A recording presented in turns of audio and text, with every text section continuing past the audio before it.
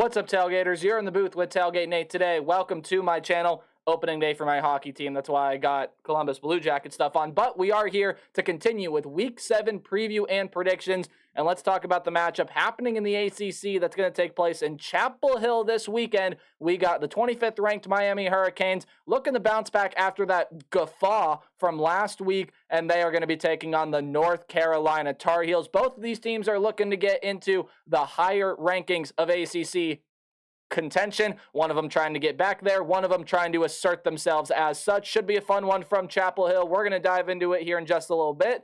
But as you guys know, got some business I got to take care of. It's just thanking you guys for the support the channel has seen as of late. And if you want to continue to show your support, hit the subscribe button and ring the bell so you know when videos get uploaded. But there are more ways than that to help me support this channel, as you guys are doing one of them right now just by watching this video. And you guys can do more by liking, commenting, sharing, and anything else you guys may be willing and or able to do to help me support this channel. Videos out a little bit later than I wanted to get them out today, so I apologize for that, but we got three coming at you very, very quickly here. Miami and North Carolina kicking it off today. Should be a very fun one from Chapel Hill. Of course, we know what happened with the Miami Hurricanes last year, just one of the worst coaching decisions that you probably will ever see. Miami out to prove that, hey, that's not who we are. We're a better football team than what you saw last week. Meanwhile, North Carolina really starting to rise up there towards the top 10. They're looking to assert themselves as the top 10 team with a dynamic win this week over the Miami Hurricanes. We're going to dive on into the statistics that both of these teams have put up so far this college football season, and we are going to start with the Miami Hurricanes. Now, besides that little coaching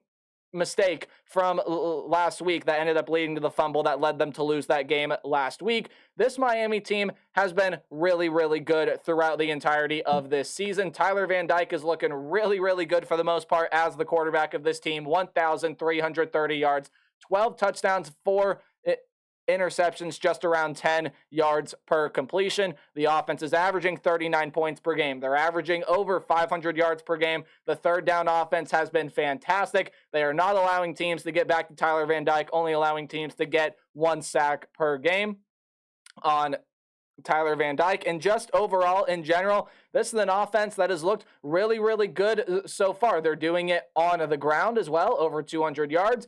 Guys by the name of Henry Parrish, Donald Chaney, and even A.J. Allen, the former Nebraska Cornhusker, all getting it done.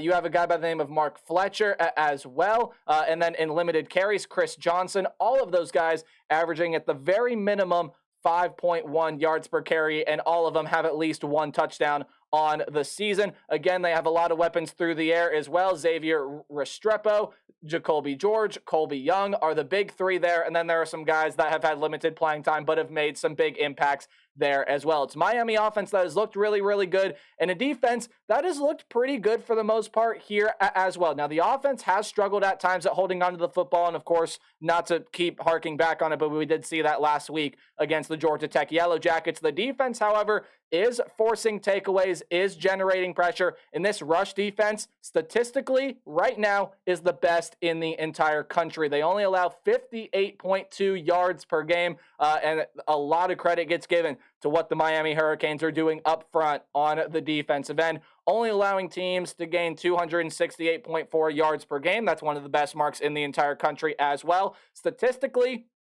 when you take a look at a lot of the yardage marks here in terms of yards per game, rush yards per game, this defense is one of the tops in the entire nation. Now, pass defense definitely can improve. However, this is a secondary that has come away with 6 interceptions so far on the season. They've also forced 3 fumbles as well, not necessarily the secondary, but this defense as a whole. And again, 2.2 sacks per game, not a bad number there from this defense as well. So definitely going to be a very interesting matchup. But this defense, maybe besides Texas A&M, has not seen a team with as good of an offense as they're going to see right here against the North Carolina Tar Heels, because offensively, this is the North Carolina team that is absolutely dynamic. Now, Miami's been a really good offensive team as well, but North Carolina, although the stats may not show it, probably do have a little bit of a better offense than what the Miami Hurricanes possess, and it starts with that quarterback. You all know the name, Drake May. 1,629 yards, only 8 touchdowns and 4 picks. There have been some worries about the numbers that Drake May has put up. However, last week against Syracuse, he really flipped the switch and he turned it on. Over 400 yards passing, I believe 3 touchdowns, and I don't believe he had an interception last week at all. So if Drake May can continue to have numbers like we saw last week, and when I am looking at the stat sheet here, I do apologize, ended up getting some numbers flipped. So the rush yards per game are actually their pass yards per game, and their pass yards per game are actually their rush yards per game. So I do apologize for that little graphical error, but the North Carolina offense led by Drake May averaging 325.8 passing yards per game. And again, this is an offense that's not as one-dimensional as last year. I mean, you have a guy by the name of Amarian Hampton that's averaging 5.2 yards per carry, has 7 touchdowns, leading this rushing attack 174.2 yards per game. Really good offense on third down. They don't turn the ball over, at least fumbling if Drake May can come back on the interceptions and do a better job at protecting Drake May. This is a really, really good North Carolina offense. Defensively, can't really say the same for the most part, right? They are keeping teams out of the end zone, and we saw that this team was able to generate some pressure against South Carolina. I believe they had 7 sacks. Now, since that game, they only have 6 sacks, right? So that's 13 total on the season. It's a North Carolina team that has still proven they've been able to generate pressure, been able to generate some takeaways, but for the most part, this is a North Carolina defense that, while it is improved from last year, definitely going to have their hands full here with Tyler Van Dyke and this potentially very explosive Miami Hurricanes offense. Not really much more to talk about here when you talk about the Tar Heel defense, other than it needs to show up and it needs to start proving itself, which leads me into my what to watch for, keys to the game, whatever you want to call it, just some things I think you should keep an eye on when you are watching this one. For starters, we are going to start with the last team in the top 25 poll, the Miami Hurricanes, apologies for the stutter there. Tyler Van Dyke and company are going to have enough chances to be able to win this game. This North Carolina defense, again, while it is improved from a season ago, still not one of the better defenses in the entire country. And with the way that Tyler Van Dyke and his receivers and this group of running backs have looked so far this year, this is going to be a really, really good team here, or I should say, this is going to be a really, really good game for Tyler Van Dyke and company to be able to move the football and to be able to score some points here on this North Carolina defense, right? Defensively, though, speaking of which, if you are Miami, this run defense, again, statistically the best in the country. It has been superb, but it's going to have to be really, really sharp in order to key in on Drake May, right? This is a team in North Carolina that has a pretty solid run game here. So if Miami can slow that down and be able to focus all their attention on Drake May and his group of wide receivers, his group of pass catchers, that again, you could list so many names there, and Devontae Walker just got eligible off waiver. So there is a new weapon that Miami doesn't really have a lot of film on, at least in a North Carolina uniform. Keep the run defense sharp in order to key in on Drake May and these wide receivers. But if you are the Hurricanes, you have to win the turnover battle, which means don't turn the football over and force Drake May into some of those interception problems like we've seen a time or two here this season. And you have to win the battle on third down. North Carolina, a very, very good third down team. When Drake May and company have the football, you got to be able to slow them down and slow their progression down the field,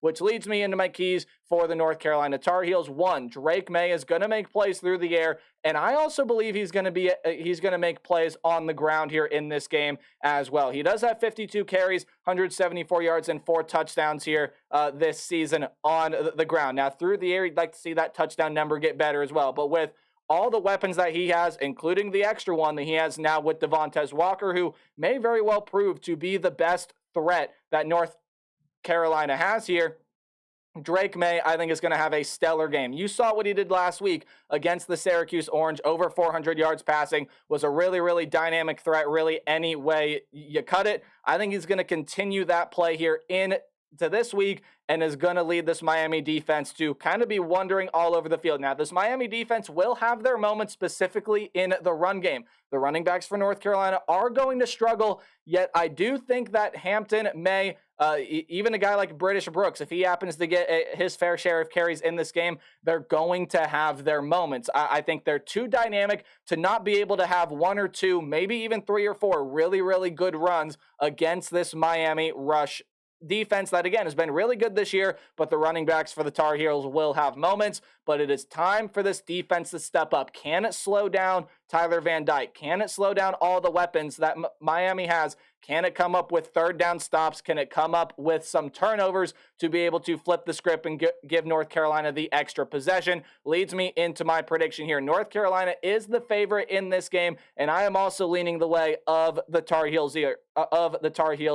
I trust the North Carolina offense a little bit better, and yes, that was a flash in the pan there at what Miami did last week against the Georgia Tech Yellow Jackets. They are a much, much better team and are going to give North Carolina a very, very good fight. However, in this game here, I do think North Carolina's defense is going to step up, and hey, maybe it's not going to be the best from start to finish, but it is going to make a play or two that will make a defense, and especially from what I saw from Drake May last week, I trust North Carolina to go out there on home field, be able to get this win. 33-27 is my score prediction. Let me know your thoughts in the comment section down below. And hey, as always, remember to play hard but tailgate harder. I'll see all you guys in the next video. Goodbye.